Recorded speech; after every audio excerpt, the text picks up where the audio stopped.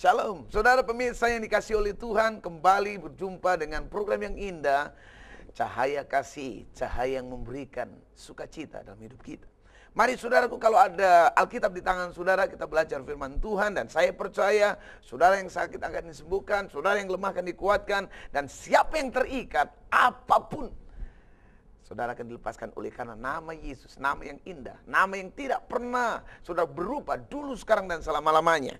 Mari kita membaca dalam 1 Tawarik 21 ayat yang pertama sampai ayat yang ke-7. Iya. Kita membaca 1 Tawarik. Ya, 1 Tawarik itu sebelum 2 Tawarik ya. Pendaftaran dan hukuman. 1 Tawarik 21 ayat yang pertama sampai yang ke-7. Iblis bangkit melawan orang Israel, dan ia memujuk Daud untuk menghitung orang Israel. Lalu berkatalah Daud kepada Yoab, kepada para pemuka rakyat, "Pergilah, hitunglah orang Israel dari Betseba sampai Dan, dan bawalah hasilnya kepadaku, supaya aku tahu jumlah mereka." Lalu berkatalah Yoab, "Kiranya Tuhan menambahi rakyatnya 100 kali lipat daripada yang ada sekarang. Ya Tuanku Raja, bukankah mereka sekalian hamba-hamba Tuanku? Mengapa Tuanku menuntut hal ini? Mengapa orang Israel harus menanggung kesalahan oleh karena hal itu?" Namun titah raja itu terpaksa diikuti oleh Yoab. Maka pergilah Yoab menjelajahi seluruh Israel, kemudian kembali ke Yerusalem. Lalu Yoab memberitahukan kepada Daud hasil pendaftaran rakyat. Di antara seluruh orang Israel ada 1.100.000 orang yang dapat memegang pedang, dan orang Yehuda ada 470.000 orang yang dapat memegang pedang. Orang Lewi dan Benyamin tidak dimasukkan dalam pendaftaran, sebab titah raja itu sangat keji oleh Yoab. Tetapi hal itu jahat di mata Allah, sebab itu dihajarnya orang Israel. Saudaraku yang kekasih dalam Tuhan, mari kita belajar hari ini sesuatu stigmatisasi, yaitu sesuatu yang aktualistis dalam firman Tuhan yang masih terselubung. Dan saya percaya Tuhan akan memberikan rema yang luar biasa. Tapi sebelumnya mari kita berdoa sejenak. Bapa yang baik yang ku kenal di dalam nama Yesus, hari ini kami rindu mempelajari firman-Mu yang indah Tuhan. Sebab daripadanya kekuatan, sukacita, damai, sejahtera, kelepasan ada padaku. Dan kuasa kesembuhan kami akan alami. Kami percaya hari ini Tuhan, Kau berbicara setiap pribadi kami masing-masing. Sembuhkan yang sakit, kuatkan yang lemah, beri penghiburan tak kala kami susah. Sebab saya percaya Engkau datang dengan kuasa melalui firman-Mu. Dalam nama Yesus, segala kuasa yang bukan daripada Allah, aku patahkan dalam nama Yesus, dan kami usir keluar dari ruang ini, terlebih ruangan hati kami. Berbicaralah Bapa, sebab kami siap mendengar. Dalam nama Yesus kami berdoa. Haleluya, haleluya, haleluya. Amin. Saudaraku yang kekasih dalam Tuhan, Alkitab berkata, rancanganmu bukan rancanganku. Dan disinggung di kalimat yang lain juga, manusia mereka-reka yang jahat, tetapi apa yang keluar dari celah bibir Yusuf, tetapi Allah mereka-reka yang terbaik. Saudaraku yang kasih dalam Tuhan, mari kita belajar dari 1 Tawarik 21 ayat yang ke-6 sampai yang ke-7. Orang Lewi dan Benyamin tidak dimasukkan dalam pendaftaran, sebab titah raja itu sangat keji oleh Yoab. Tetapi hal itu jahat di mata Allah, sebab itu dihajarnya orang Israel. Saya mulai berpikir, kenapa Daud disebut keji di pemandangan Yoab dan jahat di pemandangan Allah? Saya selidiki, tidak ada hal yang keji dan jahat menurut pemandangan saya. Apa yang jahat? Daud tidak berlaku tentang zina saat itu. Daud tidak jatuh dalam persekutuan pemberontak saat itu. Tetapi Daud cuma hanya satu yang dilakukannya, menghitung Israel. Sensuslah kerennya begitu. Tetapi kenapa disebut keji di mata Tuhan? Dalam Alkitab disinggung, ya saudaraku, di sini ada kalimat tetapi hal itu jahat. Yafrah. Zafra itu dengan kalimat aksi sengit Wih, Allah begitu bengis ketika Daud menghitung orang Israel. Saudara tahu, kenapa begitu marahnya Allah? Hanya acara menghitung saja. Mari kita kembali ke firman Tuhan. Oleh sebab itu saudaraku, firman ditulis bukan hanya dibaca dan diresapi begitu aja, tapi saudara perlu selidiki. Ada suratan yang tersirat di balik itu. Kalau firman ditulis, bukan hanya gaya-gaya didengar, tapi gaya diselidiki. Karena firman Tuhan itu setiap hari baru. Mari saudaraku yang kasih dalam Tuhan, di sini kenapa Allah marah? Hanya karena hitungan. Saudara, kalau saudara membaca, ada kalimat begini ayat yang kelima. Lalu Yoab memberitahukan kepada Daud hasil pendaftaran rakyat. Di antara seluruh orang Israel ada 1.100.000 yang dapat memegang pedang. Artinya apa? Ini adalah rahasia Israel. Israel di pemandangan Allah waktu itu adalah orang-orang pilihan Allah. Kalau saudara tahu, artinya apa Tuhan marah? Karena rahasia Allah dibongkar oleh Daud. Kepada siapa? Dalam perikop ini disinggung tentang pendaftaran dan hukuman. Iblis melawan Israel. Dengan apa? Dengan membongkar rahasia. Oh haleluya. Oleh sebab itu jangan heran orang sekarang Allah marah bukan oleh karena kau berbuat zina saja. Tapi kemarahan Allah yang paling marah waktu engkau membuka rahasiamu, pergi ke dukun, dan saudara berkata, Pak Dukun, saya nggak dapat jodoh Pak. Umur sudah berapa? Begitu. Umur saya sudah 32 tahun. Pingin yang jenggoten, apa yang botak. Allah kita merencanakan yang baik. Jangan bongkar rahasia hidupmu. Karena hidupmu masa depan itu Allah marah. Sedang penting maksud saya khotbah ini. Sehingga saya perlu saudara tahu. Bahwa hanya Allah yang tahu masa depanmu. Hanya Allah yang mesti harus tahu hidupmu. Jangan pernah kau bongkar di hadapan setan. Itu Allah marah. Hari ini saudaraku, saya ingin berbicara tentang job planning. Rencana kerja Allah. Kenapa Allah marah? Karena Daud mulai mengusik tentang job planning Allah. Allah sudah merencanakan hidupmu yang lebih baik. Amin Ibu. Hai anak-anak muda, mungkin engkau melihat program ini. Kenapa engkau bisa jatuh dalam perzinahan? Kenapa engkau bisa jatuh dalam narkoba? Selama ini engkau sudah mungkin membuka diri untuk dikoreksi oleh setan. Menghitung kekuatanmu, menghitung kelemahanmu. Beritahukan segala sesuatu kepada Tuhan. Allah kita adalah Allah sampai hari ini. Allah masih punya perasaan. Ada lagu dunia yang masih berkata, oh aku masih punya perasaan. Saya kasih tahu Allah kita masih punya perasaan. Jika engkau ingin memberikan tahu sesuatu yang rahasia dalam hidupmu, mungkin orang tua tidak boleh tahu, ingat Allah mesti harus tahu. Saudara yang kasih dalam Tuhan, oleh sebab itu hari ini saya ingin berbicara tentang job planning. Engkau mesti harus tahu. Inilah tema khotbah. Allah mesti harus tahu. Sehingga saudaraku yang kasih dalam Tuhan, kenapa Allah marah? Sudah saya jelaskan tadi. Karena dalam hitungan ada strategi. Dalam hitungan ada kekuatan Allah. Dalam hitungan Allah ingin melakukan pekerjaannya. Jangan utik-utik pekerjaan Allah. Saudaraku, ingat Ai kalah. Sementara Israel menggempur Yeriko dengan tembok yang dahsyat. Menang. Tapi ketika dengan Ai kalah, ingat karena di sana ada hitungan yang salah. Saudaraku, oleh sebab itu jangan heran Tuhan marah. Tak kala kita berbicara kepada yang bukan mesti kita harus berbicara. Kita ini adalah warga negara surga. Masa depan kita bukan ditanya di dukun. Masa depan kita bukan di tangan paranormal. Tetapi masa depan kita ada di tangan Tuhan. Jangan buka aib di depan musuh kita. Karena ini adalah status darurat Allah. Hati-hati. Oleh sebab itu saudaraku, kenapa rahasia kita tidak boleh diberitahukan musuh? Yang pertama, karena dalam rahasia kita. Ayat yang pertama, Di sini disinggung, iblis bangkit melawan orang Israel dan ia membujuk Daud untuk menghitung orang Israel.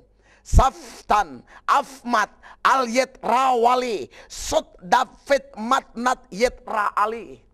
Saya lagi, Saftat, Afmat, Al-Yet Rawali, Sot David Matnaf Yet Ra'ali. Artinya, iblis bangkit melawan orang Israel. Dia punya strategi untuk menghancurkan engkau. Saudara tahu, disinggung dengan naf, taf, maf, naf. Ini adalah kalimat yang nomor itu setiap orang punya kekuatan dan kelemahan. Jadi yang pertama, saudaraku yang kekasih dalam Tuhan, kenapa rahasia kita tidak boleh diberitahukan oleh musuh? Karena dalam rahasia kita ada nama dan nilai yang terdaftar di sana. Mari kita membaca dalam Wahyu 3 ayat yang kelima. Sehingga saudaraku tidak lagi pergi ke dukun, tidak lagi pergi ke paranormal. Waktu saudara menghadapi persoalan, tanyakan kepada Tuhan dulu. Ada planning khusus dalam hidupmu. Ingat, Allah sudah punya planning. Oleh sebab itu, izinkan dia tahu planningmu. Karena belum tentu planningmu itu disetujui oleh Allah. Kadang-kala ingin mencari suksesi dengan sikut kiri, sikut kanan, injak bawah, jilat atas. Itu bukan planning Allah. Allah punya planning sendiri. Dalam Wahyu 3 ayat yang kelima, barang siapa dia menang, ia akan dikenakan pakaian putih yang demikian. Aku tidak akan menghapuskan namanya dalam kitab kehidupan, melainkan aku akan mengaku namanya di hadapan Bapakku. Kenapa kita tidak boleh memberikan status hidup kita, rahasia hidup kita kepada musuh, kepada dukun, paranormal, kepada teman-teman kita yang begajulan, saudaraku, saudara sharing, curhat, kepada preman? Kenapa? Tidak boleh. Karena yang pertama, nama saudara sudah terdaftar di surga. Sekali lagi, nama saudara sudah terdaftar di surga. Dan ini tidak boleh saudara ingkari. Karena saudaraku yang kasih dalam Tuhan, kenapa upah dosa itu maut? Upah saja ada ganjarannya, apalagi saudara berbuat baik. Dosa saja ada upahnya, apalagi saudara setia. Haleluya. Jadi saudaraku, rupanya kenapa rahasia kita tidak boleh diberitahukan ke musuh? Karena dalam rahasia kita itu ada nama dan nilai terdaftar di sana, di buku kehidupan. Kenapa dosa itu maut? Karena apa? Rupanya kalau kita berdosa, nama kita sudah tidak terdaftar di surga. Artinya dengan kata lain, namamu sudah dicomot dan terdaftar di neraka. Saudara mengerti maksud saya? Jadi oleh sebab itu rahasiamu jangan kasih setan. Karena setan berusaha menghapus namamu di surga. Namamu harus dihapus di sana. Setan tidak mau namamu disebut oleh Tuhan Yesus. Hai hambaku yang setia, masuklah ke tempat yang kudus. Setan tidak mau. Maunya setan bersama-sama engkau dan dia itu di neraka. Oleh sebab itu saudaraku, setan mau pindah kita ini, nama kita pindah di buku kehancuran neraka. Oleh sebab itu bagaimana cara mempertahankannya? Dalam kitab tadi, di Wahyu 3 tadi, saudaraku, barang siapa menang, nikau. Menang itu nikau.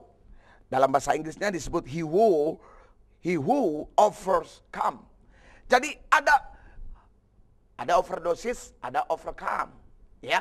Jadi di atas rata-rata, nama kita bisa bertahan. Saudaraku, anugerah keselamatan itu gratis. Engkau masuk surga itu pasti. Tapi untuk mempertahankan itu tidak mudah. Karena bisa saja kapan saja nama saudara tergeser dari surga, pindah ke neraka. Oleh sebab itu, hari ini mempertahankan bagaimana engkau harus mesti menang. Nikola. Wah, senang sekali ini. Bahasa luar biasa. Disebut Nikola. Nikola mengatasi setia lebih dari sekedar standar. Artinya orang-orang yang mempertahankan hidup kekristenan, mempertahankan namanya di surga. Waktu orang lain berdoa 1 hari 1 jam, orang itu 3 jam. Orang lain kalau ditampar itu ganti tampar, kalau orang ini ditampar diberkati orang yang nampar. Haleluya. Jadi prinsip kekristenan itu harus di atas rata-rata. Saudara mengerti maksud saya? Jadi saudaraku yang kekasih dalam Tuhan, menang disinggung dengan nikoa, mengatasi, overcome, lebih dari biasanya. Mari kita membaca dalam Yesaya 66. Ya. Yesaya 66 saudaraku, ayat yang ke-6 disinggung begini. Dengar bunyi kegemparan dari kota, dengar datangnya dari bait suci, dengar Tuhan melakukan pembalasan kepada musuh-musuhnya. Ada kalimat datangnya dari bait Allah, itu pembalasan. Oh haleluya.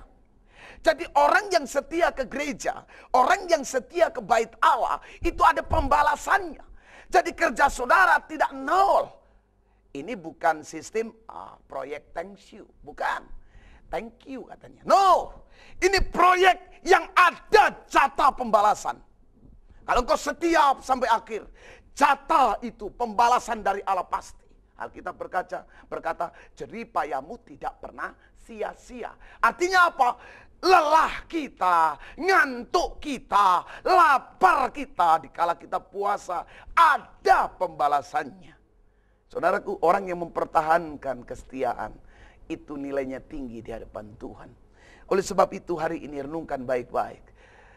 Kadangkala saya sedih kalau seorang jemaat bilang, Om, hari Minggu saya tidak bisa ke gereja. Kenapa? Karena saya terlalu sibuk. Dengan apa? Dengan pekerjaan. Dia pikir pembalasan kekayaan itu datangnya dari kerja keras dia. Tidak. Ingat, waktu kita ibadah, itu ada berkat yang menanti di sana. Karena pembalasan Allah itu datangnya dari bait Allah. Waktu engkau menyembah, sembahlah sungguh-sungguh karena ada pembalasan. Kalau saudara berdoa, melayani Tuhan, sungguh-sungguhlah karena dari sana ada pembalasan. Amin saudaraku. Ibu, dosa saja ada pembalasan, apalagi cinta Tuhan. Oleh sebab itu hal yang pertama yang saudara perlu ketahui, kenapa rahasia kita tidak boleh diberitahukan kepada musuh? Karena ingat, nama dan nilai kita sudah terdaftar di surga. Allah tidak rela nama itu ditarik oleh setan, sehingga Allah murka, Allah marah dengan saudara. Saudaraku, hal yang pertama perlu saudara renungkan. Ingat, kekristenan mesti harus serius dengan ini. Yang kedua, saudaraku yang kekasih dalam Tuhan, mari kita membaca dari perikop ini. Saya senang sekali ini. Perikop dari 21 dikatakan gini, pendaftaran dan hukuman. Saya mulai berpikir, kenapa kita didaftar kalau hanya dapat dihukum? Buat apa kita didaftar tapi dihukum?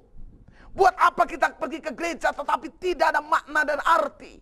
Sekedar urung rembuk, sekedar angkat tangan, keluarkan uang untuk kolektor. Buat apa? Saudaraku, hal yang pertama, saudara perlu sadari bahwa Allah tidak mau rahasia kehidupan kita diketahui oleh setan. Karena nama kita sudah ada di surga. Yang kedua, rupanya di balik itu berkat dan hukuman terdaftar di sana. Allah sudah menciapkan berkat. Allah sudah menyiapkan hukuman. Jangan heran kalau saudara setia, maka Tuhan setia, kata firman Tuhan. Tapi ingat, Allah tidak mau dipermainkan. Berapa lama kita telah mempermainkan Allah? Waktu engkau mempermainkan Allah, taburan itu sudah ada. Mungkin 3 tahun ke depan kau tidak rasakan, tapi 10 tahun kemudian engkau akan rasakan. Karena apa yang saudara tanam, itu akan saudara tuai. Saudaraku, prinsip kekristenan adalah prinsip tabur tuai. Saudara yang terdaftar di gereja, saya mau saudara diberkati, bukan dihukum. Oleh sebab itu, merebutnya ini pendeta susah sekali. Saya mau setiap pergi ke gereja itu ada berkat, amin. Tapi kenapa didaftar di gereja tapi hukuman ada? Setia ke gereja tapi kok masalah tambah banyak. Padahal saya percaya saudaraku, waktu engkau didaftar, Alkitab berkata, aku menyertai kemana engkau pergi. Bukan berarti menjadi orang Kristen harus mesti senang terus, tidak. Tapi prinsip yang kedua perlu saudara tahu. Kenapa Allah marah jika rahasia kehidupanmu itu diketahui oleh setan? Karena Allah ingin memberkati engkau, bukan mengutuk engkau. Setan mendata saudara memang awalnya seperti berkat. Tetapi ingat, itu yang saya sebut saudaraku, racun bermerek madu. Waduh, saudaraku yang kasih dalam Tuhan, mari kita membaca ayat yang ke-13. Bagaimana merebut berkat, tapi bukan hukuman yang kita terima. Waktu kita terdaftar di gereja, berarti berkat sudah siap, kesembuhan sudah siap, segala sesuatu yang indah sudah siap. Karena saudaraku yang kasih, merebutnya kadang kita tidak tahu. Ayat 13 dikatakan begini. Lalu berkatalah Daud kepada Gad, 1 Tawarik 21 ayat yang 13, sangat susah hatiku, biarlah kiranya aku jatuh ke dalam tangan Tuhan, sebab sangat besar kasih sayangnya. Please let me fall into the hand of the Lord, for his mercy are very great. Saudaraku, sebab sangat besar kasih sayangnya, tetapi jangan aku jatuh ke dalam tangan manusia. Sama-sama punya nilai yang tidak ada nilai. Tapi bagi Daud, lebih baik aku jatuh di tangan Allah. Artinya apa? Waktu aku lemah, aku ingin dekat pada Tuhan. Ada banyak orang jatuh, tapi akhirnya dia jatuh. Sudah jatuh ketimpang tanda ditabrak becak, saudaraku. Karena apa? Waktu dia jatuh pergi ke diskotik. Waktu dia jatuh pergi ke dukun. Waktu dia jatuh sudah dia ngomel-ngomel, marah-marah. Saya mau saudaraku, hari ini mungkin kita pernah lemah. Siapapun saudara, dimanapun saudara kondisimu, saudara pernah lemah. Tapi waktu saudara lemah, ingat, biarkan kelemahanmu itu letakkan di dalam tangan Tuhan. Lebih baik aku lemah tapi dalam tangan Tuhan. Kita pernah gagal, setiap orang pernah gagal. Tapi ingat, jika ada di tangan panjunan, haleluya, maka Alkitab berkata, panjunan itu akan membuat bejana yang lain.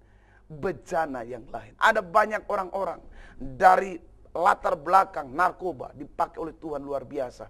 Ada banyak saudaraku latar belakang preman, latar belakang yang hancur-hancuran.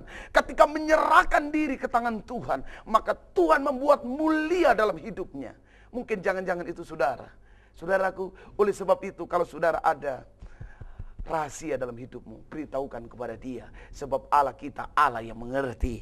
Berikan tepuk tangan dalam hidup saudara. Haleluya. Saudara yang kasih dalam Tuhan, yang terakhir, mari kita membaca ayat yang ketiga. Kenapa kita jangan memberikan tahu ya rahasia hidup kita kepada musuh kita? Yang pertama tadi sudah saya katakan bahwa karena nama kita sudah terdaftar di surga. Dosa bukan hanya perzinahan, tapi waktu engkau berdosa, maka namamu sadar atau tidak sadar digeser dari buku kehidupan ke buku kematian. Saudara mengerti maksud saya? Jadi yang kedua, saudaraku, kenapa kita tidak boleh memberitahukan rahasia kita kepada musuh kita? Karena dalam rahasia itu ada berkat dan hukuman. Di sini bukan hukuman dipukul, tapi hukuman yang menguji kita. Orang-orang Kristen yang militan, waktu diuji mereka naik tingkat. Yang ketiga, yang terakhir, saudaraku yang kasih, karena saya tahu waktu Allah mendidik, dia tidak pernah mereka-reka yang jahat dalam didikan. Allah ingin engkau semakin dewasa. Allah ingin engkau tetap tegar. Allah ingin bahwa kondisi hidup ini harus semakin lebih maju. Saudaraku, dari SD, SMP, SMA, dan selanjutnya. Yang terakhir, saudaraku, mari kita membaca ayat yang ketiga. Dikatakan begini.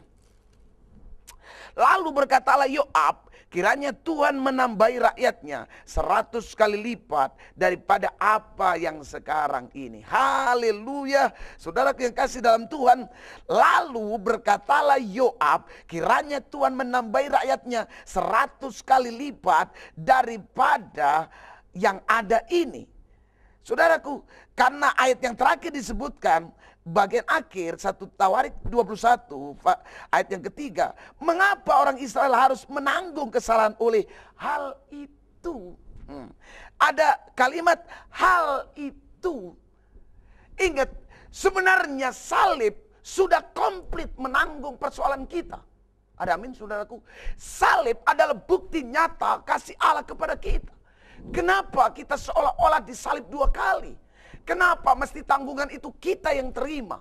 Karena satu hal, saudara telah membuka rahasia kehidupanmu ke wilayah musuh. Ingat, aku menyertai kemana engkau pergi. Waktu saudaraku orang Kristen dianiaya oleh Paulus, saudaraku Saulus. Yesus berkata, Saulus, Saulus, mengapa engkau aniaya aku? Seharusnya ada take over. Yaitu masalahmu ini ada di tangan Allah. Karena waktu Allah engkau berikan persoalan, ingat, sadar atau tidak sadar, persoalanmu sudah berpindah kepada Allah. Ingat, ada seseorang yang pernah ada masalah besar, dia pergi ke psikologi, seorang psikiater, saudaraku. Di sana seorang psikiater diam saja. Orang yang punya masalah dia ngomong. Udah selesai, sudah Bu? Iya. Dikasih ngomong 1, 2, 3 selesai. Saudaraku, kenapa kepada Tuhan tidak bisa ngomong? Haleluya. Jadi saudaraku, kenapa sih mesti kita, bukan berarti kita tidak boleh berbicara kepada orang lain, bukan. Tapi saya mau rahasia yang signifikan ini, biarlah Allah saja yang tahu. Saudaraku, karena apa? Karena ini ada status darurat. Yang seharusnya ini adalah kewajiban Allah. Saya tahu rahasiamu itu adalah status darurat Allah.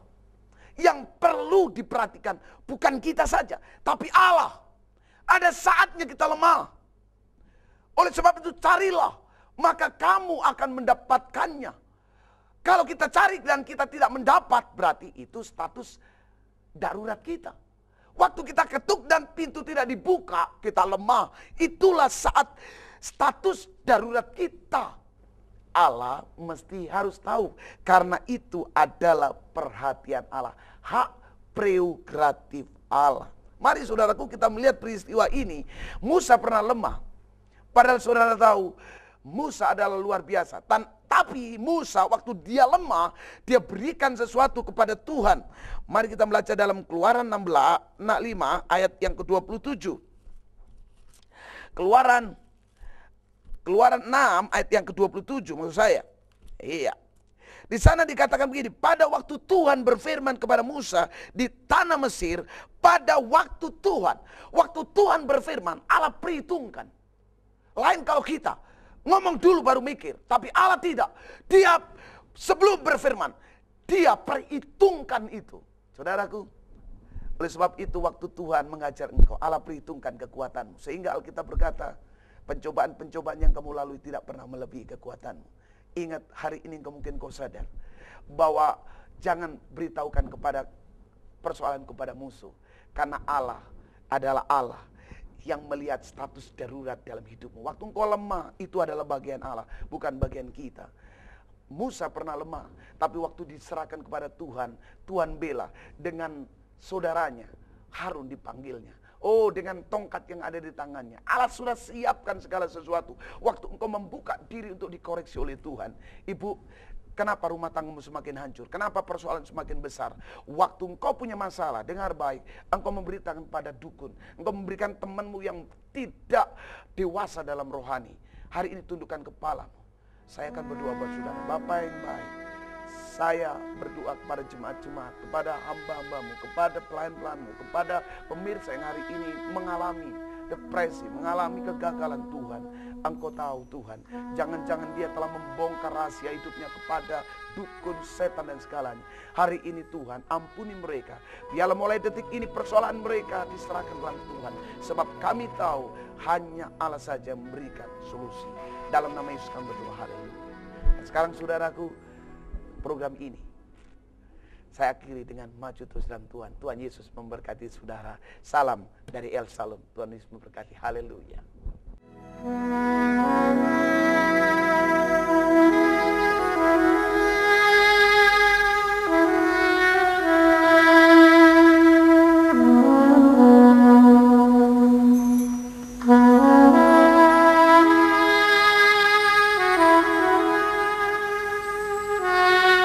Oh